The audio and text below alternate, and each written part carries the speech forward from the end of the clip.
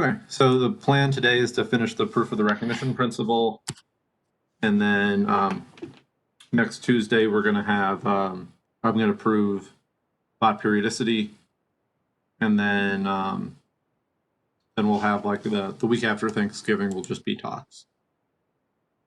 Okay, so we'll review like classical bar constructions, or monoids as opposed to for monads. And then we'll review different models of loop spaces.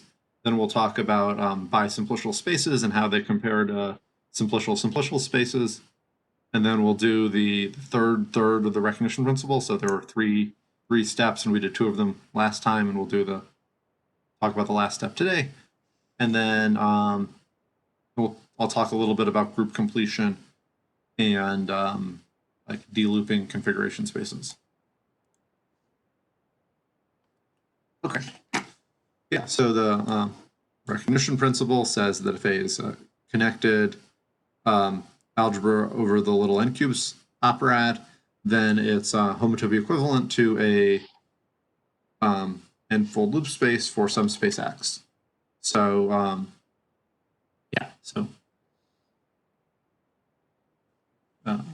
so like being an algebra over this operad is roughly equivalent to being an n-fold loop space.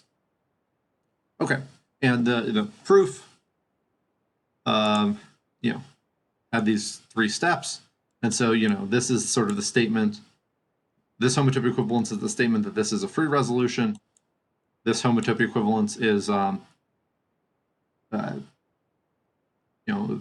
statement that like had 2 ingredients. One, like a scanning theorem told you that it was a level-wise equivalence, and then there's the other, under some point set topological assumptions, level-wise equivalences induce equivalences on geometric realization.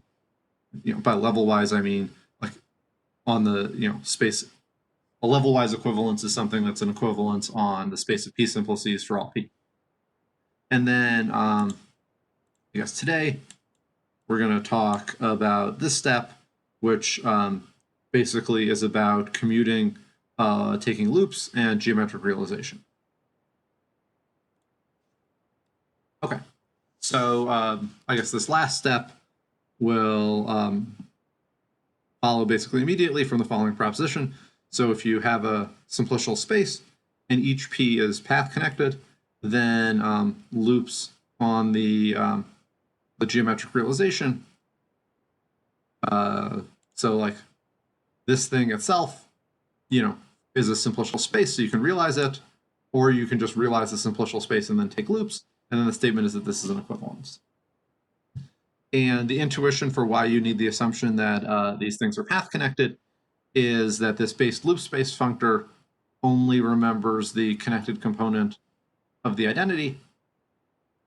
So in particular, like if you plugged in a simplicial set here, this whole thing would be, each of these would be a point, because the base point component would be a point. And so this would realize to something contractible. I guess this would realize to just a point. On the other hand, this can realize to anything, and there are plenty of examples where loops on something is not contractible. Yeah, what am I saying? Yeah, so the corollary is this final equivalence, and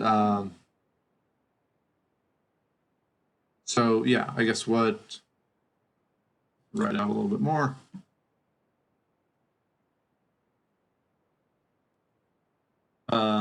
So I guess we want to do it one step at a time. So we want to, remember like d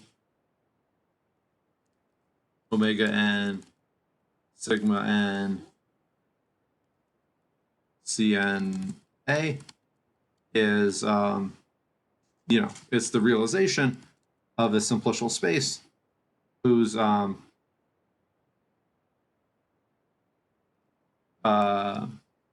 p simplices are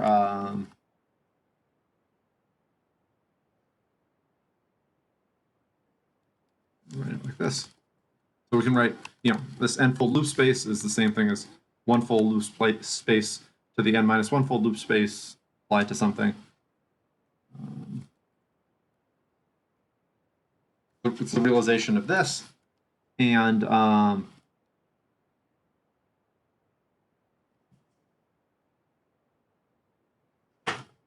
oh yeah, I guess I haven't defined the term n-connected. So yeah, so I guess what we need is that I can't highlight, but I guess we need that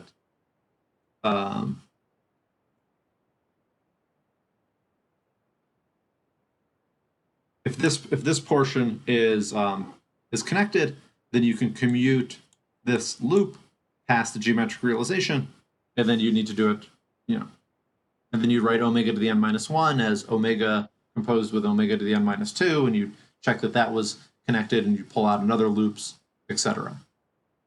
So we just need to check that the thing I wrote down is connected.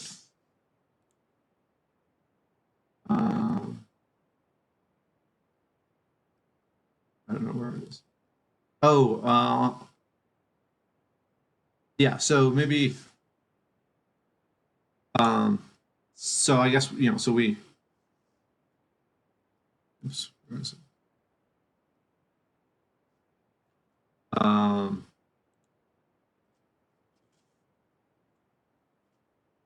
Yeah, so the idea is that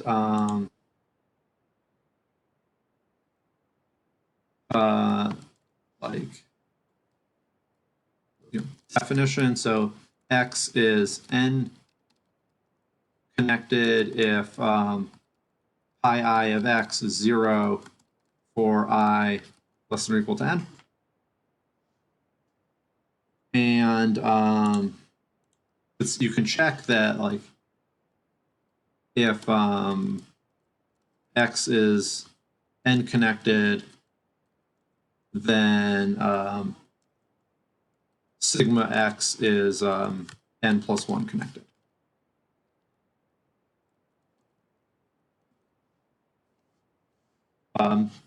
Basically because suspension shifts homology, and then you can use Hurevich to go between homotopy groups and homology. Oh yeah, so maybe one comment about this definition of being n-connected. So being 0 connected is the same thing as being connected, and being 1 connected is the same thing as being simply connected. Yeah, and then maybe 2 more propositions. I don't like this color. So if X is n connected, then you loop it. It's at least n-1 connected. So suspending makes things more connected. Looping makes things less connected. And then last proposition.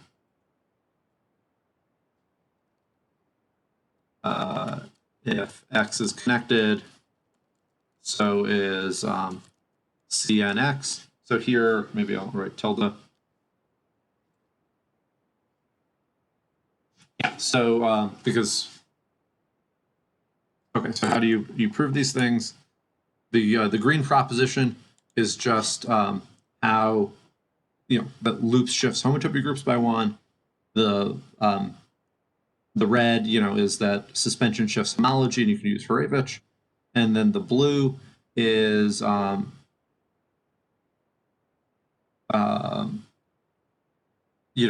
this reduced configuration space, if X is connected, you can there's a path from any point to the base point, and you can apply that path on each of the cubes. And then once a cube is labeled by the base point, it vanishes. So if you combine all of these, then you get that the corollary is that is going to be that omega n minus 1 sigma n x is actually it's one connected if x is connected. So in particular, it's connected, so you can pull out the loops, and then the next time you'll have omega to the n minus 2 sigma n x, and that'll be 2 connected, so it'll be even easier to pull out loops, etc. Yeah, sorry, I should have written this down beforehand. Any questions?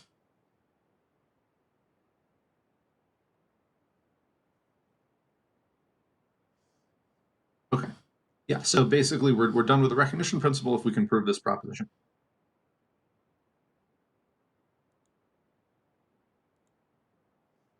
Okay, so let's so I'm going to give like a non-standard proof of this. It's something I came up with, so it might be wrong.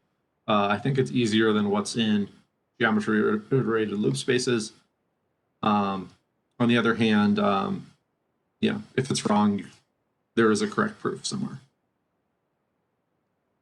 And so the idea is that, okay, like geometric realization is a co-limit, loops is a limit. It's hard to commute limits and co-limits, but the inverse of loops is basically this bar construction, and it's easy to commute co-limits and co-limits, and this bar construction is a co-limit. So we just need to sort of recall what this bar construction is, and then replace this with a statement that we can just commute bar constructions and geometric realizations. So that's the overall idea. Okay. So, let's for M a monoid, we're going to let Bm be the simplicial space where the p simplices are are m to the p, and the face maps. So the face map, the zeroth face map is you forget the first term. The first face map is you multiply the first and the second term, etc. So the I face map is you multiply the I and the I plus first term. And then the last face map is you drop the last term in the tuple. And the degeneracy maps are induced by the unit. This is a special case of this two-sided bar construction that we talked about earlier. There's like a, if M acts on X and Y, then you can form this space BM XY. This is a terrible color, whatever. Whose P simplices are going to be X cross M to the P cross Y. And this is a, and then you use the action of M on X and the action of M on Y to define the face maps. And then this BM is just this B, like point with trivial action of M point. Okay.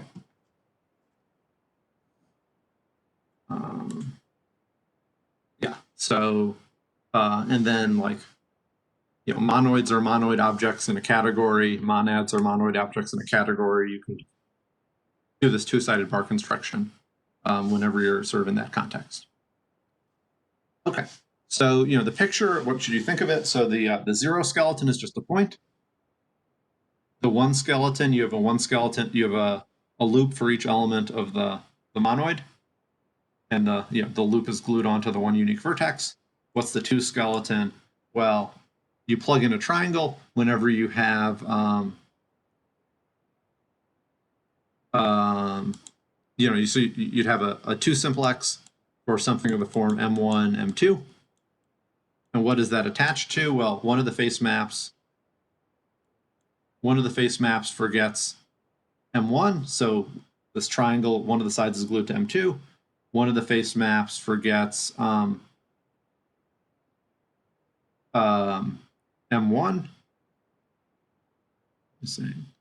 Oh yeah, sorry. So the zeroth face map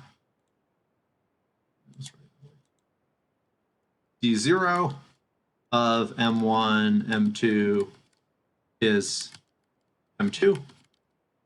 D1 of M1, M2 is M1 times M2, and D2 of M1, M2 is M1.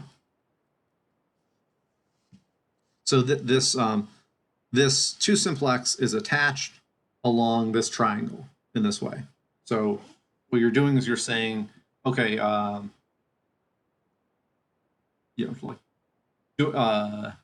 doing the loop M1 and then the loop M2 is homotopic to doing the loop M1 times M2. So in the case that it's a group, the case that M is a discrete group, the fundamental group is just going to be equal to the group. So if you sort of wrote down this, if you just looked at the one skeleton, you'd get a loop for every element of the group. But this imposes that, or you get the free group on the set of, if you just look at the one skeleton, pi 1 of the one skeleton is going to be the free group on the group. But then when you add these 2 cells, they enforce that if you multiply 2 elements, that it would force that this loop followed by that loop is homotopic to the product. Any questions?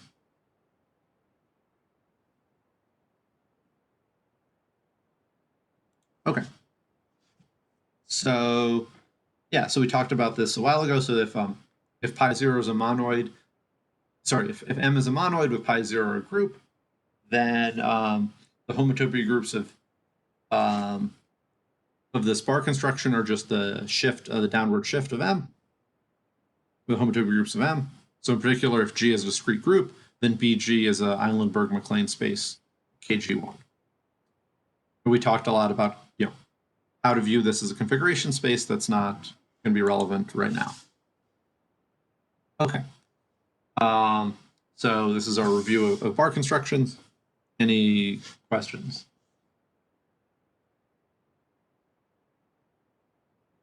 These are like classical bar constructions as opposed to the monadic ones that we're talking about recently. Okay, so remember there's like a strict monoid version of the loop space. So this is the Moore loop space.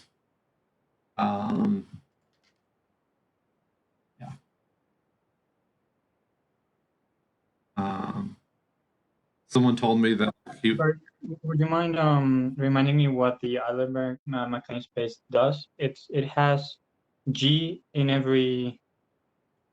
Oh yeah, the definition slash proposition, definition. So maybe like X is a KG1 if,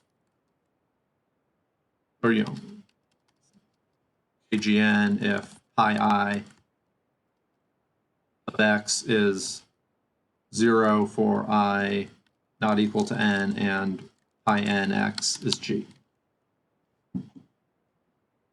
Okay, yeah, thanks. Yeah. Yeah. And yeah, it's also characterized as like the quotient of a contractible space by a free G action. It's also sort of configurations of points in an interval rel boundary labeled in G, where when points collide, you multiply them. Okay.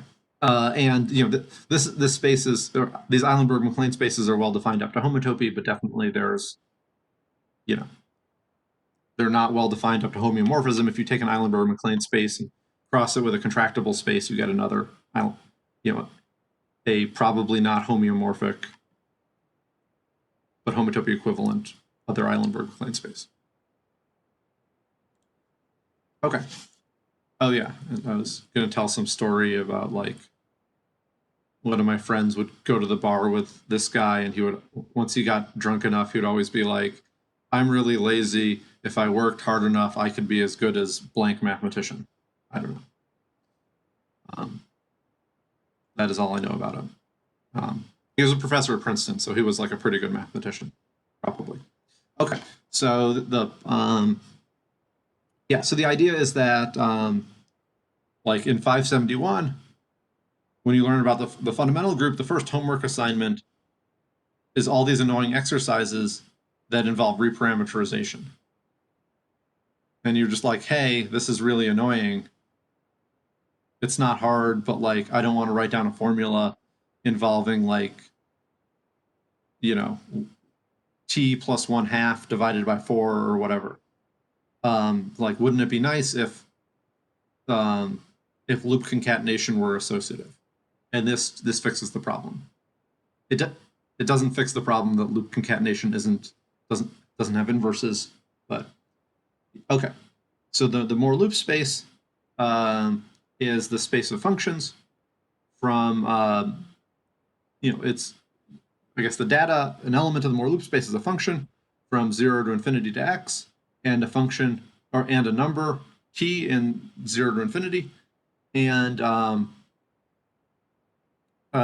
with the property that this function is constant starting at t, or constant with value of the base point. So if you want, you can think of it basically as the data of like a function f from 0 to t into x.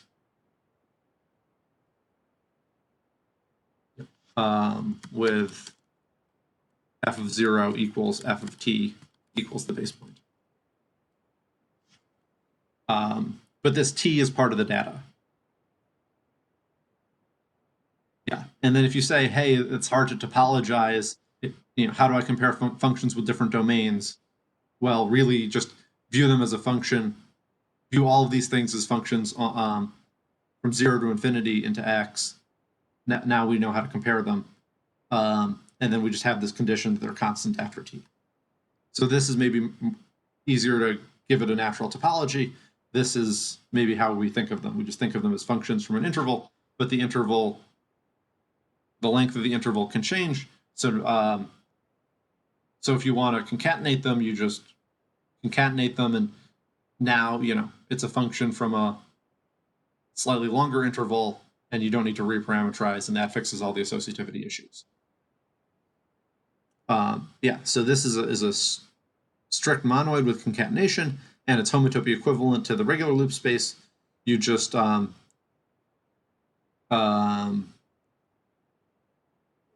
send, I guess, this f maybe you should think of as f extended by the constant. So like something in here, is like a function on the interval 0, 1. And what do? Well, you take the function, you extend it to be constant on the rest of 0 to infinity, and then for this t coordinate you just plug in 1. Or I mean, you could plug in 47. That would also work. Any number bigger than 1 would work. And this map is a homotopy equivalence. So up to homotopy, we might as well always use the Moore loop space, because it's it's equivalent to the regular loop space and it's associative. Any questions?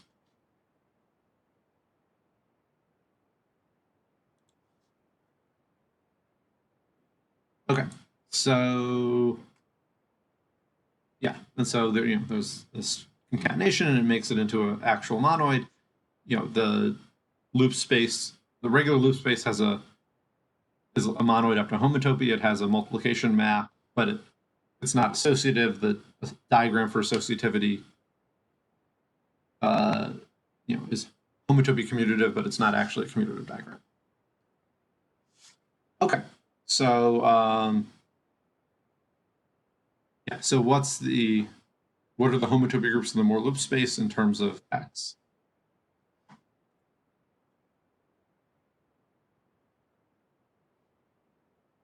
Okay.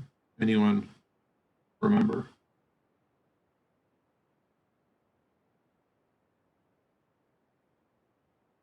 So it just shifts. So Yeah, because I guess depending on your model, like or definition, yeah. So we talked about about this in the case where it's not the Moore loop space, it's just the regular loop space, but the Moore loop space is equivalent to the regular loop space. So like in particular, pi 0 of the Moore loop space is the fundamental group of X. Or, I guess almost by definition, pi 0 of the regular loop space is pi 1 of X. And yeah, so this is probably some adjoint thing with a regular loop space. Okay, so what are the homotopy groups of B of Moore loops of X? So one thing to say is the reason why we're using Moore loop space is this bar construction needs a strict monoid as input, so you could, without the Moore loop space, you couldn't take B of it. Yeah, so what are these groups?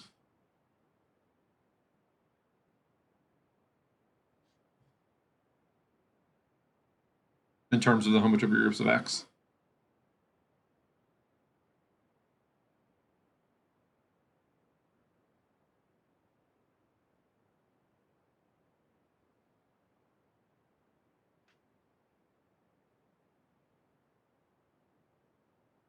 So what does B do to homotopy groups?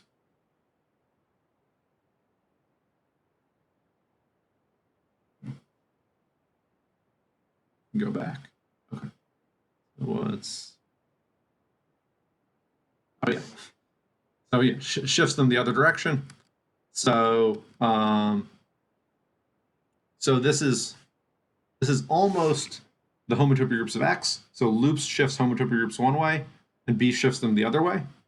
There's a slight problem that there's no such thing as negative homotopy groups for spaces. There are in other contexts for spaces. There's no such thing as homotopy groups, negative homotopy groups.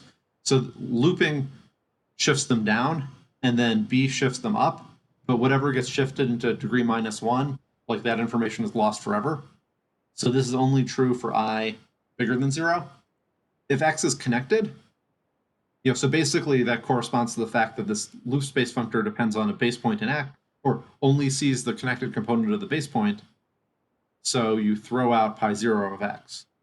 But if X is connected, then this is true in all degrees. Yeah, so this thing has the homotopy type of the connected component of the base point of X.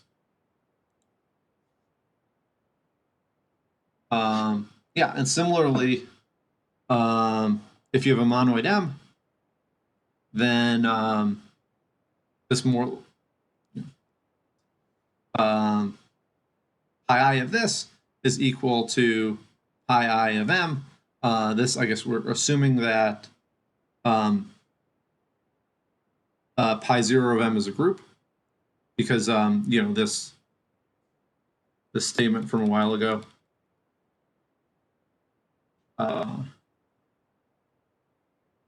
this statement needs that pi 0 of M is a group. So like if M itself is a group, then pi 0 will be a group. Yeah, so here, I guess we applied this theorem when M is the Moore loop space, and when M is the Moore loop space, then pi 0 of the Moore loop space is just the fundamental group, so that's a group. You couldn't really want this theorem when M is not a group, because like you plug in I equals 1. This says that the fundamental group of Bm is going to be pi 0 of M. So if pi 0 of M is, that forces pi 0 of M to be a group because it has to be equal to the fundamental group. So if this theorem holds for your monoid, automatically pi 0 is a group. It's equal to the fundamental group. Oh, sorry. It's equal to the fundamental group of Bm. Yeah. Okay. So what's the corollary? Oh yeah. So yeah. So loops and B are almost inverses. There's the two caveats. Here you need X to be connected, otherwise you've thrown out negative homotopy groups. And here pi 0 of M better be a group. So if it's just if M is just if M is a group, there are no conditions. But if M is only a monoid, you need to check that pi 0 is a group. Okay, so you can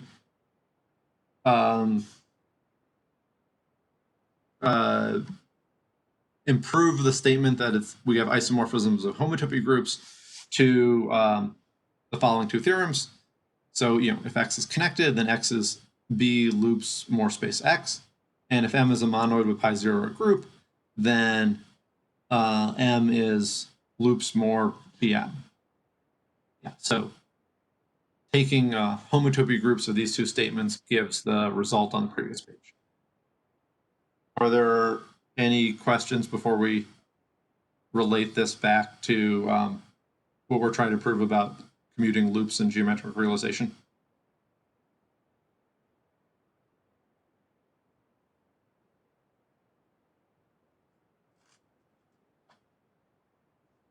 Okay.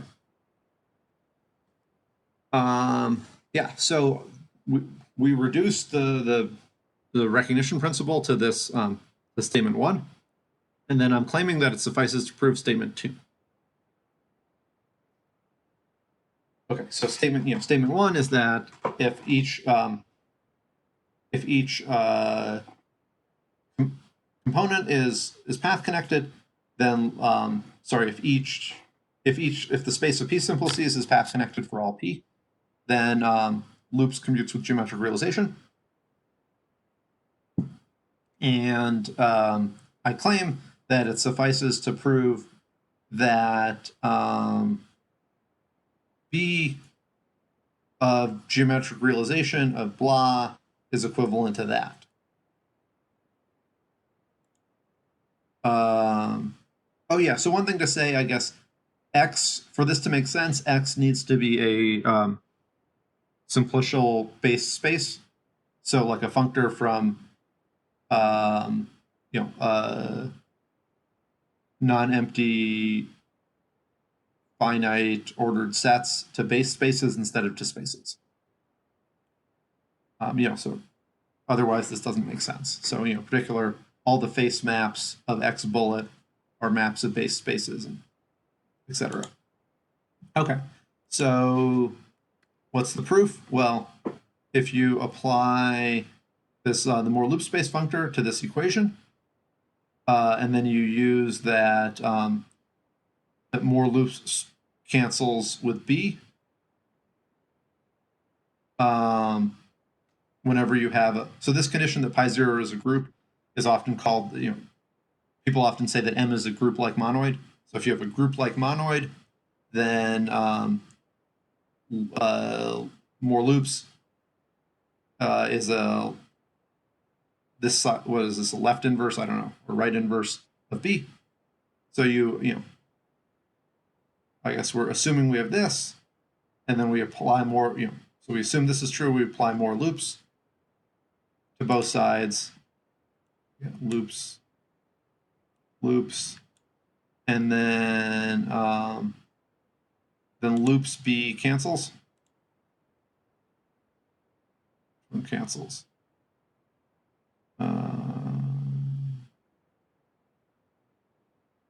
We use. Wait, I'm saying then we cancel.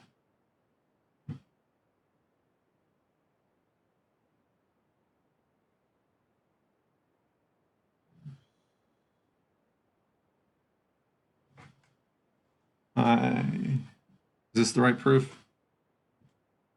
Let's see. I'm just confused. Yeah, I think you cancel both loops B on both sides, and that's exactly what you want. Oh, okay. Showed that.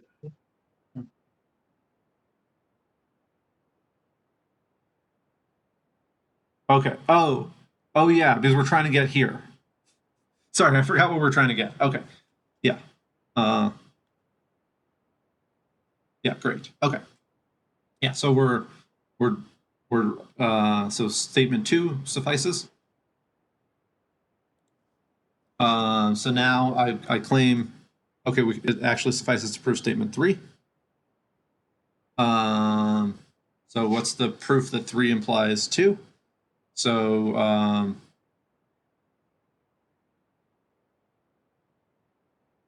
Okay, so we're assuming statement 3. We want to get to statement 2. And then, oh yeah, and then this is,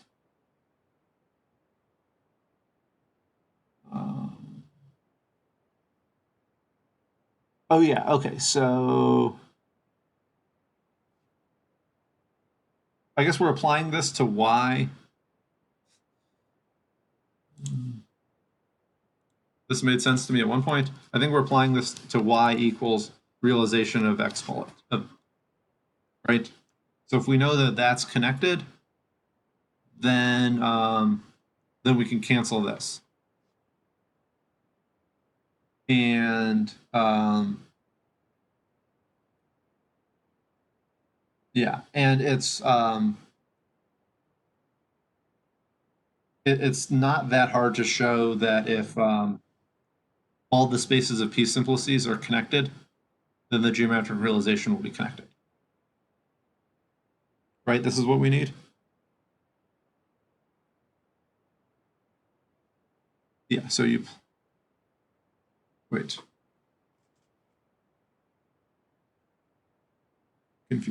I've confused myself. Yeah, I think you're right. I think you're right again. You take the position like 3, and then apply B loops to both sides, but you just cancel the one on the left. Okay. And that retrieves the one up top. Oh wait, so you're saying, okay, I take the statement from 3. So that's B omega x star is x star. And then I apply loops. Oh, then I and then are you saying I do apply? Then you're saying that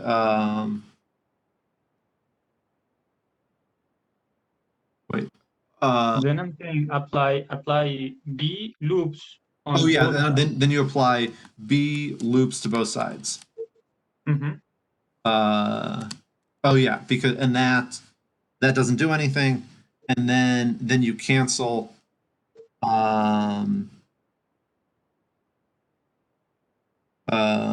Then you cancel 2 of these. Yeah, that one. Because, okay, yeah. I don't know. When I wrote this, it made sense to me. Okay, great. Yeah, so now we're just doing proposition 3. So now we just need to prove statement 3. And then the great thing is we've gotten rid of all of the we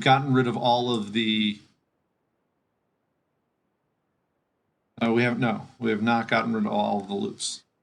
But okay. Great. Okay. So yeah, but so basically what we want to do here is we want to commute statement 3. We want to commute geometric realization and B, because if we can bring B in,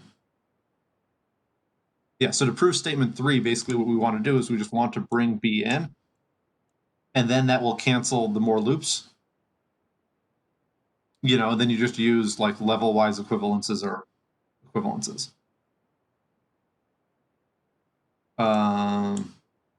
Yeah. Maybe let's assume all these simplicial spaces are proper. Okay.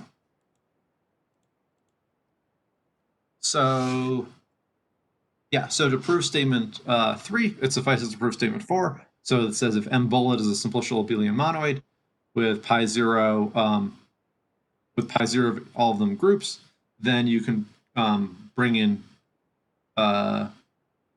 B. Yeah, so here I have any. So you just plug in M bullet is the more loop space of X bullet, and then you lets you bring in B, and then these 2 cancel, and then you're left with that. And I guess here we're using level-wise equivalences or induce equivalences. So let's, as I said, probably we should assume everything's proper. And then you might say, okay, what's a simplicial abelian monoid? It's a functor from the simplicial category to the category of abelian monoids. Okay. Yeah, so I guess all we need to do is prove statement 4, which is about commuting B and geometric realization. And now, if you're a categorical person, you're like, oh, we're in good shape because now we're commuting co-limits with each other, which is a lot easier than commuting limits and co-limits. Okay, so let's review simplicial things. Maybe we should have done this earlier, but let C be the category of blahs. A simplicial blah is a contravariant functor from delta to C. I guess delta is the category of non-empty finite sets, finite ordered sets. Morphisms are order preserving maps. Okay, so like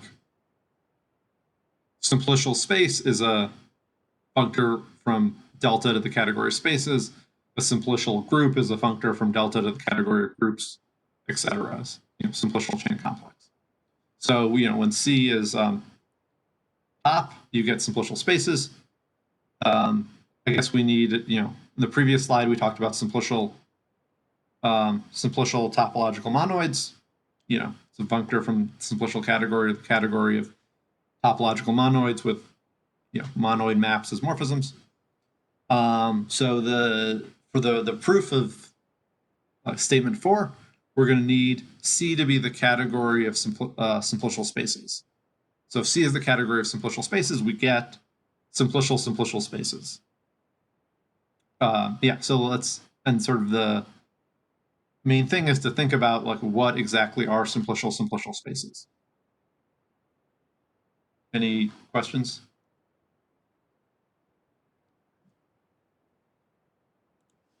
Okay, so the punchline is going to be that simplicial spaces are the same thing as bi-simplicial spaces. This is probably just some like adjoint thing. So a bi-simplicial space is a contravariant functor from this category of finite ordered sets cross itself into spaces. I guess really we want base spaces probably everywhere. Whatever. Okay. A bisimplicial blah is a contravariant functor from delta cross delta to the category of blahs. Okay, so concretely, a bisimplicial space, or bisimplicial whatever, is a collection of objects in the category, so a collection of spaces, but now they're indexed by 2 numbers, P and Q. So, when you have a simplicial space, you think of like XP as the space of P simplices. Now we have 1-3 simplices and 5-15 simplices. And we have 2 different kinds of face maps. So face maps in the P direction and face maps in the Q direction. And we have 2 kinds of degeneracy maps. And they satisfy some conditions. The conditions could fit on one slide, but they probably can't fit in your brain unless you're, more importantly, it's not important to like memorize this list of conditions that these maps satisfy. So our example of a bisimplicial thing is, so if M bullet is a, I guess I should have written simplicial, is a simplicial topological monoid, then the bar construction is a bisimplicial thing, because M has a simplicial direction, but also the bar construction has a simplicial direction. And then the theorem is that there's 2 natural equivalences of categories between the category of bisimplicial spaces and simplicial spaces. Everything I say spaces is not important, just any category. So basically what you can do is you can, if you have a bi-simplicial thing, you can consider the functor like p goes to p comma bullet, and that'll give you a functor from delta to functors from delta into spaces. So, for each p, you get a simplicial space, or for each q, you can call this p. You can plug in the second coordinate, and then you're going to get a simplicial space that way. So you can, yeah.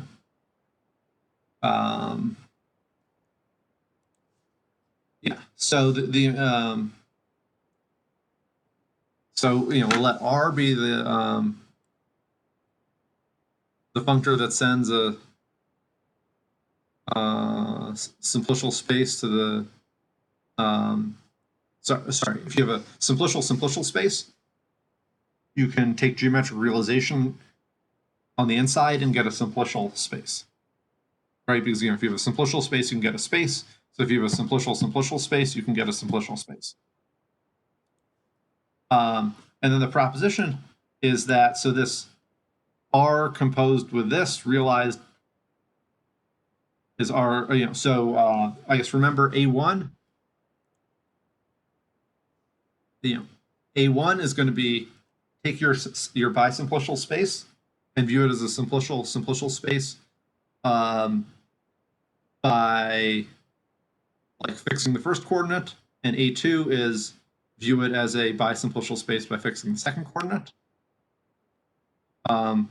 So then this theorem says you can basically, this theorem is hard to read, but do I have any more on it? What it says is, if you have a bisimplicial thing, what you can do is you can realize it. You can take the geometric realization in the first coordinate and get a simplicial space, and then you can take the geometric realization in the second coordinate and get a space. Or you can do it in the other order. You can first geometrically realize the second coordinate and then geometrically realize the first coordinate, and you're going to get the same space. So, bisimplicial spaces are the same data as simplicial spaces in two different ways. And then, the same data as simplicial spaces in two different ways. And then if you have a simplicial space, you can geometrically realize to get a simplicial space, and then geometrically realize again to get a space. And, at the end of the day, basically what this is saying is, at the end of the day, there are two different ways of getting a space out of a bisimplicial space, but they agree. Okay, so this basically immediately tells us statement 4. So statement 4, we want that bar m bullet is, that bar applied to geometric realization of m bullet is geometric realization of bar m bullet. But in fact, basically what this is saying, I don't know how to write this, but what this is saying is consider this bisimplicial gadget. If you realize it first in the m direction and then realize it in the b direction, you're going to get this thing. If you first realize it in the b direction and then in the m direction, you'll get that thing. And I'm just saying there's a homeomorphism between, the order of geometric realization doesn't matter. Okay, so I think we've proven the recognition principle. Are there any questions?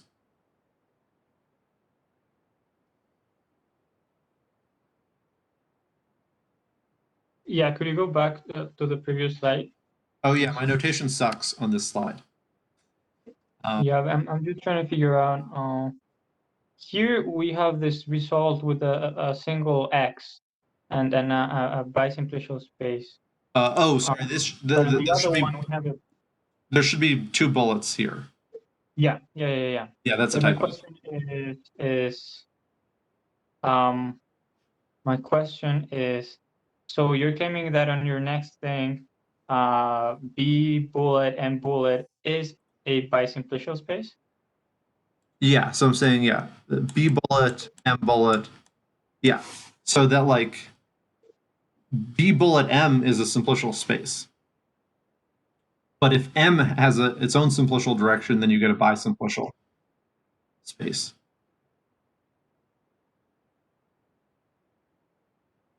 Okay. Yeah. Okay. And so then, the question is just the two things that whatever I wrote in the middle is maybe awkward, but we want to compare these two things. And what they are is just you have this bisimplicial gadget, and then you are either realizing this first and then that, or the other order, and you're gonna, it'll just be canonically homeomorphic.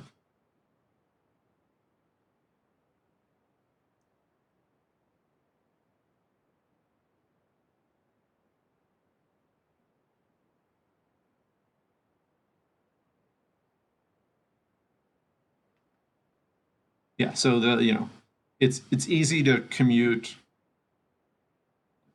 these colimits past each other. I think like once we get to this step, we don't need all this connectivity stuff. Doesn't matter, but we definitely needed the connectivity, or like either that either the pi zero is trivial or that pi zero is a group, to say that loops and B are inverses to each other, and then once we translate it, once we get an equivalent statement involving just B, then it's then it's more than just a homotopy equivalence. It's a homeomorphism. Okay. So yeah, so the corollary is we've proven this theorem, and so here are some improvements that we're not gonna prove. So you only need to assume that pi zero of A is a monoid. Sorry, you only need to assume that pi zero of A is a group. So the little cubes algebra structure will give you will make A into a monoid up to homotopy. I guess you pick your favorite 2 cube, and then this will give you, this will give you a map from A squared to A. And this isn't associative or unital, but it is up to homotopy, so it's enough to make pi zero of A into a monoid. And so then the statement is actually the recognition principle doesn't need that A is connected, it only needs that this monoid is a group. If A is connected, this monoid is a single, is a singleton set, so it's automatically a group. So you might think of this as a point set topological condition, but it's actually these people being lazy, and really it's an algebraic condition. Although I shouldn't say it's actually these people being lazy, because I think later Peter May proved this improved version. So it's me being lazy and only presenting the easier thing to prove. Okay. Where does the proof fail for? Oh yeah, the proof fails. So like half the time we didn't. So the third step doesn't actually use all the connectivity we needed. We can just write the steps. So this step is always true. You can always pull the loops out, because like A being non-empty is actually enough to make there's this condition that each XP is connected. A being non-empty is enough for that, because somehow it's it was like omega n minus 1 suspension n cn A. Like we needed this term to be connected, but somehow because we have suspension n and only omega n minus 1, it'll always be connected if A is not empty. So we didn't use it here. We used, and we didn't use it here. This is just like if, things have free resolutions. We used it here.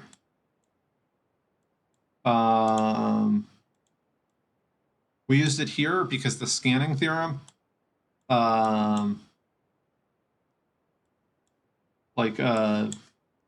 so this step had two parts.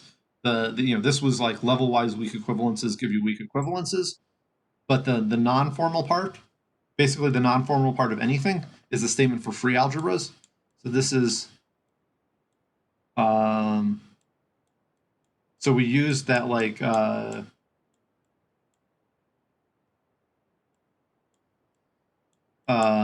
we used that the scanning map here is a homotopy equivalence, and this has the assumption that X is connected.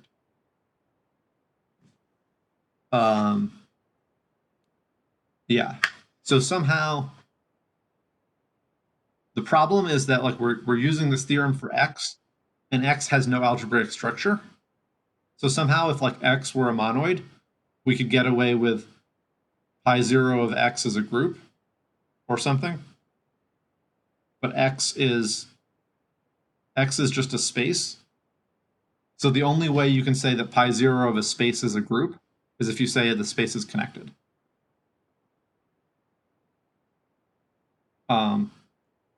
If that's too philosophical, plug in X is S0, and then this has the homotopy type of configuration space, and this is loops n suspension or loops n Sn, and they're definitely just not homotopy equivalent spaces. Right. Yeah. So somehow if pi0 of A is a group, if pi0 of A is a group, you still have the scanning map, and it'll be a homotopy equivalence, but it won't be a level-wise equivalence. So it's harder to prove that it's an equivalence.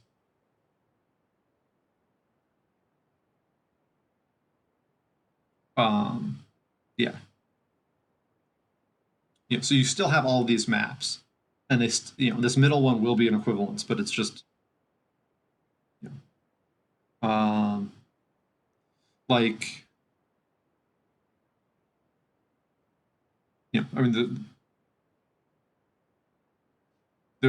it's very easy it's very possible to come up with examples of maps of simplicial spaces that are equivalences but aren't level-wise equivalences.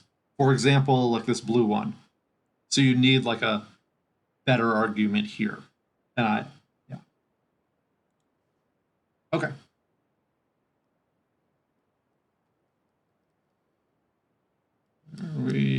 Oh yeah. So if you combine this with the group completion theorem, which I'll state next time, but I'm basically just stating the corollary here, you get some statements. So it says that so if you have an algebra over little n cubes operad and n is bigger than or equal to 2, you can n equals 1. There's some statements you can make, but it's so then there's still a map like this. So this space is called the group completion of A, and this map induces an isomorphism on homology after you invert pi0. So A is a monoid up to homotopy. That makes the homology into a ring. The homology of a monoid is a ring. Homology doesn't see homotopy. And so what it's saying is, okay, pi0 is a subset of H0. So pi0 is a subset of this ring. If you take this ring and you localize it at pi0, you get this. So other than issues with pi0, these two things have the same homology. So in particular, if pi0 of A is a group, then somehow inverting pi0 or localizing at pi0 doesn't do anything. We're inverting elements that are already invertible. And so then you just get that the homology of A is the homology of that. which we knew because, the spaces are homotopy equivalent. Yeah, so let's just recall what localization is. So if you have a ring, maybe I need it to be commutative. Oh yeah, so for n bigger than or equal to 2 makes A into a homotopy commutative monoid, which makes this ring into a graded commutative ring. So, if you throw out the odd degree things, it's commutative, and then there's some sign thing in the even part. Localization is not that well behaved for non-commutative rings. But since this is an even degree, it doesn't really cause any problems. Because pi0 is a subset of H0. Okay, so what's localization? You have some ring, and you have S as some subset that's closed under multiplication. The localization is R cross S modulo an equivalence relation. So you should think of elements of R cross S. Think of like R comma S. You should think of this as R divided by S. And the equivalence relation is basically, R1 divided by S1 is R2 divided by S2 if the fractions are equal. So if, R1 times S2 is R2 times S1, and then,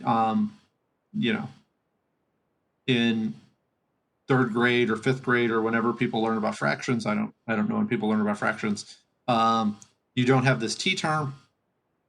That's because,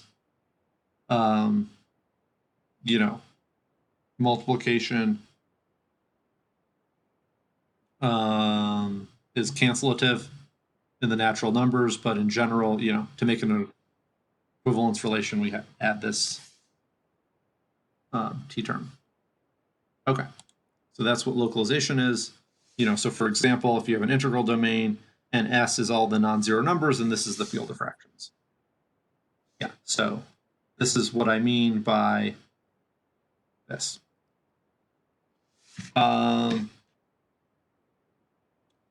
Yeah, so in particular, you can apply it to the case that A is configurations of points in the interval.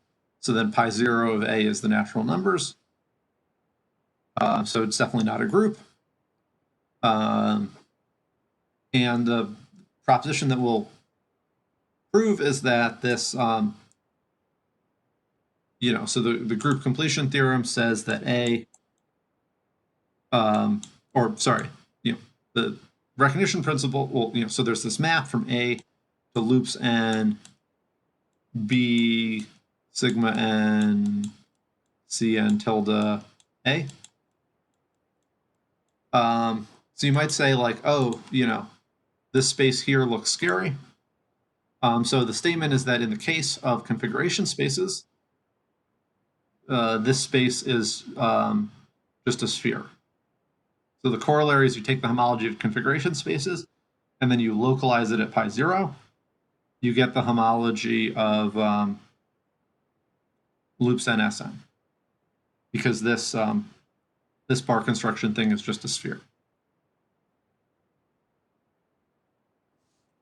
Okay, any questions?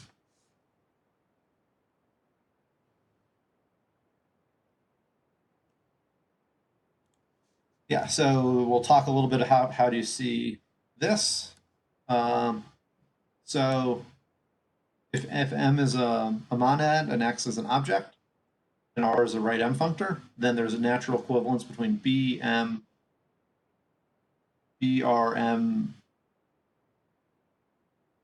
MX, RX. Okay, sorry, that was a mouthful. So what's the idea? Well, it's like R tensor over M with MX is how you should think of this thing. And then it's saying, hey, we can just cancel the M's and get R, I don't know, tensor X. That's the intuition. How do you actually prove it? You write down some explicit homotopy, some explicit simplicial homotopy. using some like extra degeneracy coming from the unit of m in this slot. Okay, so the corollary is that let's say you plug in the bar suspension reduced Cubes functor S0 is then full suspension of S0, which is Sn. And then, so we wanted to prove this. Well, cubes in the interval is equivalent to, configurations of points in a cube is equivalent to this cubes in a cube, or, is equivalent to that. Because, this is the space of cubes labeled by S0, but they vanish if they're labeled by the base point. So, S0 has one non-base point. And then if you take a cube and send it to its center of mass, you get this. So, this maps a level-wise weak equivalence. And then we said this space is just Sn. Yeah, so that finishes the proof of this. So, so if you believe the group completion theorem, which I'm not going to prove, but I'll state next time, you get that the homology of configuration spaces, if you invert Pi0, is the homology of loops in Sn. So earlier we proved that there's a scanning map from here to here that's a homology equivalence in a range. So what you should think of is like, I guess this conv k is a good approximation of kth component. And so this somehow localizing at Pi0 makes all the connected components the same. So what this is saying is that for big K, the connected components of this approximate the components of that. Or sorry, that's what this theorem is saying. And then when you somehow localize at Pi0, you're making all the connected components the same, which has the effect of making them all like the configuration space of arbitrarily many points. And then once K goes to infinity, the homology of the components agree. So maybe that's how you should think about this localization statement. I have no idea what the last slide is. Oh, yeah. Last slide is another thing I'm not going to prove. But I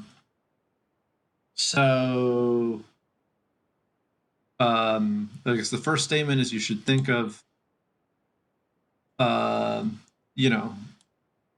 what is this?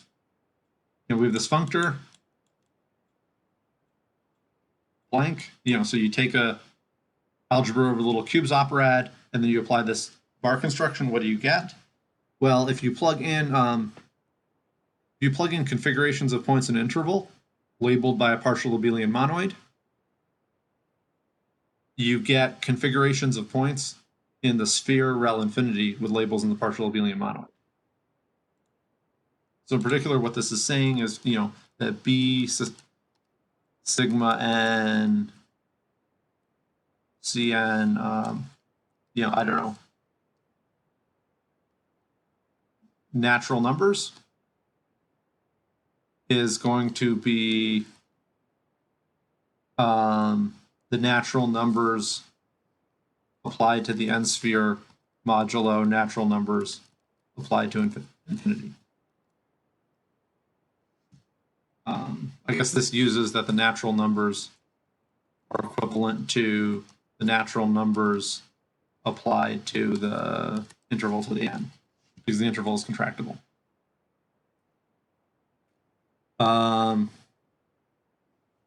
Or yeah, maybe more generally, B sigma and Cn, if you plug in an abelian monoid A, this is BNA.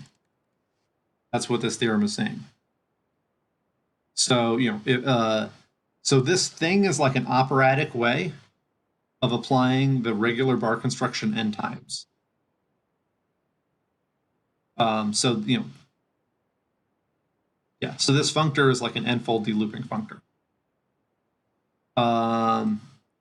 Yeah, and so if you have a this algebra little n cubes operad has pi 0 equal to the completion of the partial abelian monoid.